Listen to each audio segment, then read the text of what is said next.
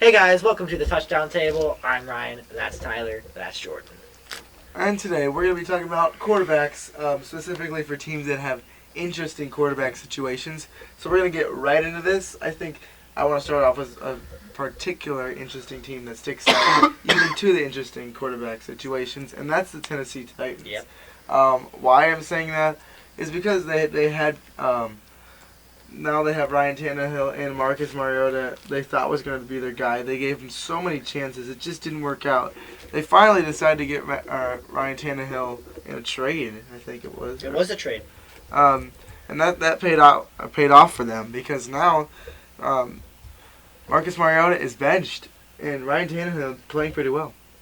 Yeah, and I think it's really interesting because this was a big year for Marcus Mariota, and everyone knew that heading in because this was a year where the Titans were gonna figure out, is Marcus Mariota our guy for the future, or do we have to look ahead to free agency and or the 2020 draft?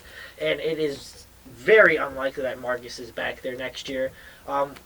Whether they do draft a QB, which I think there's some great fits for them out there, but also, I mean, Ryan Tannehill's 4-1 as their starter right now. He's led a game-winning drive. He's outdueled Patrick Mahomes. He put up 42 against Jacksonville last week. So I just think it's very interesting to see if Ryan Tannehill can keep this starting job and stop the Titans from drafting a QB in 2020. And also, it will be interesting to see what Ryan Tannehill's career will look like, but also be interesting to see what Marcus Mariota's career will look like. As we said, the Titans will most likely not. Well, first of all, they most likely won't start it, but the second of all, they might not. Most likely not even keep him. I don't know when his contract is up, but he has not been playing up to their standards. So you'd wonder, is a team willing to pick him up and take their shot on him? But with how Ryan Tannehill's been playing right now, I think it's evident if it continues to be like that for the rest of the season that Marcus Mariota will be let go and he'll have to find a new team. And Ryan Tannehill, if his contract is up, I think the way he's playing, he easily gets his extension. Yeah, and one thing that I want to point out with Ryan Tannehill, he is certainly doing great things right now. And he's not that old. He's 31 years old, so still definitely could have some good years ahead of him. This year, as of right now, 72.1 completion percentage, 1,420 yards, 10 touchdowns, 4 picks. Those are solid numbers, especially for a guy that was a backup coming into the year. My only concern is, do you trust that he could repeat that next year? Because he was never really an elite guy. Do you trust that he could continue this success in the next year? Because like we've seen guys where, like look at Case Keenum. He had that really good year in Minnesota. Denver pounced on him. He was never able to have that kind of success ever again. So I just think it's a big question that we have to ask, and that the Titans have to ask. Can Ryan Tannehill do this consistently? Because consistency, as we have all talked about, is an issue for Tennessee. Even when he was on the Dolphins, though, I mean, he was suffering with their injuries and stuff, and all the stuff that's going on around the Dolphins organization as of recently and throughout their years, really. But he never really was a bad quarterback. He was always a mediocre guy who, I mean, yeah, he wasn't like a star in the league, but he knows how to get the job done. He's a veteran guy, and who knows, maybe the Titans could use him, maybe they're not. We'll see what they end up doing. We'll move on to our next one. I have one more point before. Oh, great. I think it could. You're talking about Case Keenum. I think that could have to do with the offense that he was in. It's a fair And point. it's very similar now with Ryan Tannehill. He was not producing very much with the Dolphins. Now went to Tennessee.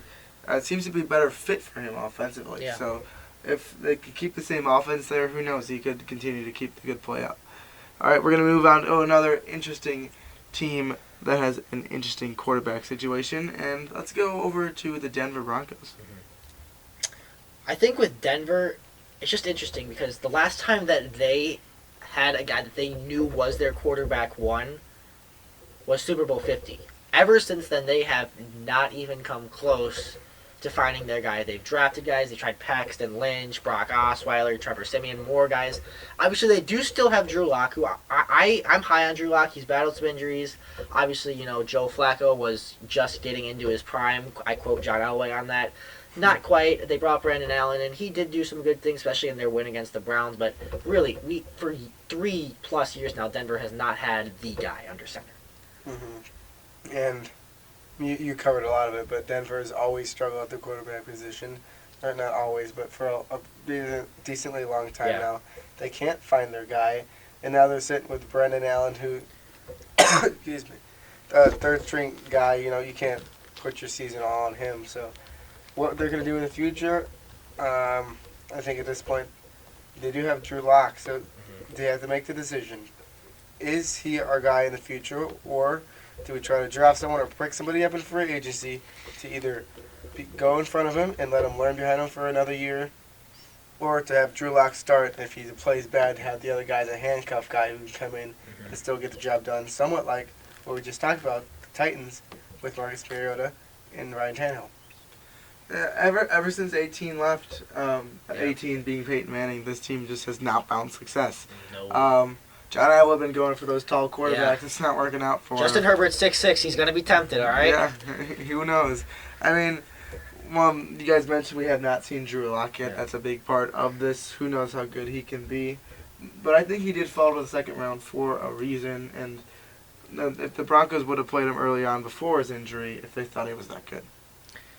Yeah, and just one quick thing with Denver. I think that they actually are handling the Drew Lock situation pretty well. I think it was smart to bring in the veteran because I thought Drew Lock, I had him as my second quarterback in the 2019 draft class. I think he's a guy with potential, but I also think he's a guy that needs time to develop. The arm strength is certainly there, just might need to improve that decision making the way, because sometimes I noticed when I was watching tape on him from his games at Missouri, he stares down receivers a little too much, could improve on scanning the field, but he's a guy with a lot of potential, so I really hope he does get his chance in Denver sooner or later. I think he will. And Yeah. I think He should. He should be able to do some pretty good things. I wouldn't say it would be extraordinary. Like you said, he needs time to develop. All right, we're going to move on to another team. And I'm going to go with the Panthers for our next one to talk about. Mm-hmm. Panthers a very interesting situation. They started off with Cam Newton, the guy who early in his career won an MVP. He was looking great, and then he's a dual threat and all that stuff. And then his career kind of dropped off, and this year being the worst of it all. He had a very bad year before he got injured this year. Bringing in Kyle Allen, who is the backup quarterback. He did some good stuff, and he hasn't been bad, but he's not been great. But he hasn't been bad, and he's done enough to keep his team in games, which is what a team has to ask for their backup quarterback. So he's been doing okay this season. I just think it's interesting because they also do have Will Grier, who I thought they got really, really late as far as where I expected him to be drafted. I had a high second-round grade on him. He ended up going, end of the third. Mm-hmm. So I think it's interesting because they have Cam, who as of right now will probably not be back. There's already been trade rumors floating around amongst the league. But there's also Kyle Allen, who honestly, when Cam was out, I thought they would put in Will Grier instead of Kyle Allen. But, maybe they knew what they were doing. They started Kyle Allen. What? They started Kyle Allen preseason in front of him. Yeah. So they're trying to groom Will Grier. But I think that they really do have an interesting situation because we've got Cam. I think Cam Newton's best days are behind him. I really do. Kyle Allen's a little bit of a mystery because we've seen some good, but we've seen a lot of bad. And then you still got Will Grier sitting there, so they got options. Yeah, the options are definitely on the table for them. Will Grier could be something they could resort to if Kyle Allen does not continue to keep the play up. He's been slowly declining as the season has gone on. Started off playing really well and shocked a lot of people, but started to come back to earth now. It's going to be interesting to see what they decide to do, whether they might go after another late-round quarterback or try and stick with Kyle Allen or Will Grier next year. And I find it hard to believe that they're going to base their next few years off of a guy that they got in Will Grier just off of 1 year who was not one of the top prospects. I think that they're going to at least go into keep Kyle Allen for another year or go try to grab somebody else, assuming that Cam Newton will be gone, which I think he will be. He will be gone, yeah. Yeah, Will Grier, an underrated prospect. We'll see how that goes. All right, another team, very, very interesting as well. The Miami Dolphins. yeah. I'll start this one off. You got Ryan Fitzpatrick, you got Josh Rosen, and you got what seems to be another quarterback that's going to be coming in over the offseason. Tua now out for the season, so I don't know if they'll go that route or not, considering where they'll be. But with their quarterback situation, they just don't seem to be satisfied. I feel like they're going to do something over the offseason and try and change that, even though they have two solid quarterbacks. Yeah, Ryan Fitzpatrick I don't think was ever meant to be their long-term guy. I think he was a bridge QB, meant to groom whoever their next quarterback's going to be. We thought that was Josh Rosen, which it's just Miami Dolphins didn't even try that much with Josh Rosen. Like, for a team that's tanking, like, why not put him in there? Why not see what you got? Like, I get it. Sure, maybe he didn't have some good games, but you literally traded away his best receiver and his elite left tackle before the season started. Like, you can't fairly evaluate him. So I just really don't think the Dolphins are giving Josh Rosen a chance to thrive. And I feel bad for the kid. I really do. I think he had potential. I don't think it's fair to call him a bust. This is his second year in a row being on one of the NFL's worst teams. I just hope this guy gets his chance to shine somewhere. But as far as the draft you mentioned, tank for Tua was the popular thing. Then Tua got hurt, so it just kind of depends what Miami thinks in their front office. Do they trust Tua to recover? Obviously, he might not be ready for the combine. It's just an interesting situation to say the least. And unlike usual, they have some decisions to make regarding the quarterback position. It's been switching for a decently long time now. Ryan Fitzpatrick's been in there for he's been in and out throughout the years, but then they've had the other guys that are going in, and like you said, you got to feel bad for Josh Rosen. Going into his career, there were a lot of people that didn't like him because of what he said about there were 10 mistakes made in front of him or whatever it was, or 9, and he was taken at 10, which is something that I was kind of like, well, he didn't have to say that, but it's also something fiery, but it's also something that every player says because they think that they should deserve to be drafted higher. So we'll see what he can do in the future. I hope for the best for him because of the situation he's been put into, like Ryan said. I think we covered a lot of it, though. I don't think right now he's not living up to those expectations of what he said on draft night. But like Ryan said, he's been very. He's had no chance to be greatly evaluated. You cannot fairly evaluate him. I just hope, whether it's in Miami or not, you got to give this kid a chance because I do think he has potential to be a good starter in the NFL if he's given an opportunity to be in a team that actually wants him. Like, really? Like, you think, okay, I'm getting drafted in Arizona, I'm going to be the guy, taking Carson Palmer's place, it's going to be great. And then you're out in 1 year, and then, okay, we're going to Miami, fresh start, it's like I get to be a rookie again. And then you start for what, like 2 snaps? Like, come on. Like, just, Josh, you're going to get your chance. Don't worry. Yeah, I feel like, I don't know, after all this time of him being a backup quarterback, I just kind of get concerned of whether he's going to be able to get that chance, and if by the time he does get that chance, it might be too late. I hope not, because I think Josh Rosen can be a great quarterback. But we're just going to have to wait and see. Very interesting stuff going on there. Now let's move on to an AFC North team. Getting away from the AFC East, going to the AFC North. We're going to talk about the Steelers for a little bit. Alright, well, I guess I'll start talking about the Steelers. I was expecting someone to take it away. We just didn't mention talking about the Steelers. Well, I thought this was an interesting one to talk about. It is an interesting one. Yeah. We didn't mention this before the video started, but I just thought it was very interesting. Ben Roethlisberger out for the year. He says he wants to come back next year. Don't know if that's going to be possible. They might have to go get a new quarterback. Mason Rudolph does not seem to be their answer. But an underrated guy that you have to look out for is Devlin Hodges. Duck Hodges, quack, quack, quack. Yeah. When he played, he didn't do that bad. I mean, for a third-string quarterback, he played exceptional. He's going to be playing soon enough once again because of Mason Rudolph being benched. But, I mean, who knows? Who knows what's going to happen? I'm so curious to see what they decide to do. Yeah, and Roethlisberger, he's 37 right now. He'll be 38 by the time next season comes around. So I think that there is still a window for him to be the starting quarterback for a few years. If I had to guess who'd be the starting quarterback week 1 of 2020 for Pittsburgh, I'd go with Roethlisberger. He's not terrible. I think like last time we saw him play, sure, it wasn't as great as we've seen. In the brief time he did play, the completion percentage was 56.5, no touchdowns and a pick, but obviously very, very abbreviated season for him. I think he can come back, but also I think it's interesting for Mason Rudolph because he did show flashes of potential, but then also in a game against the Bengals, not the greatest team, he struggled in that. And then Hodges, as you mentioned, he went on the road and beat the Chargers, so I think they do have some options if Roethlisberger doesn't pan out. But also the thing with Mason Rudolph, he didn't have Juju or James Conner for that game. Oh, yeah, that's fair. His offense is being taken away from him. That's fair. In general, so it's kind of like we talked about with Josh Rosen. It's hard to evaluate him in a situation where he's got no one, although the offensive line is good.